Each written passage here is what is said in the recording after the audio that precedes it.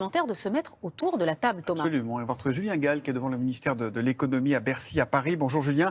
L'objectif pour Bruno Le Maire et ses équipes, c'est d'essayer de convaincre les industriels de réduire leurs marges.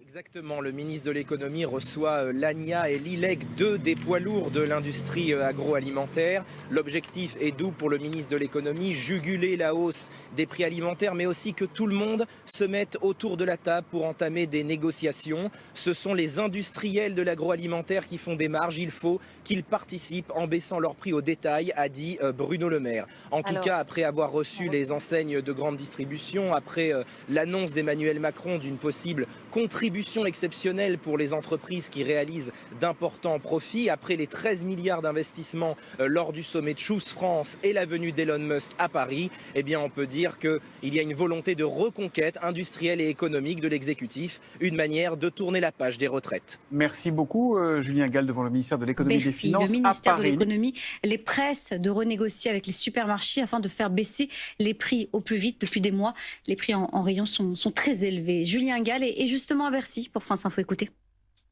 Exactement, et Bruno Le Maire en a d'ailleurs fait de même. Le ministre de l'économie reçoit l'ANIA et l'ILEC, deux des poids lourds de l'industrie agroalimentaire.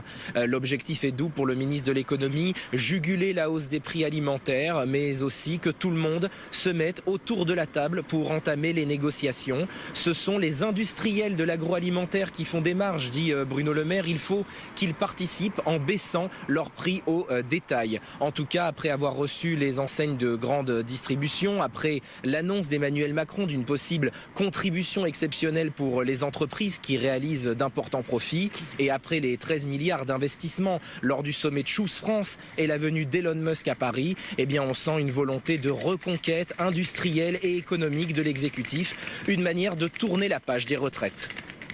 Merci Julien Gall, en direct devant le ministère de l'économie.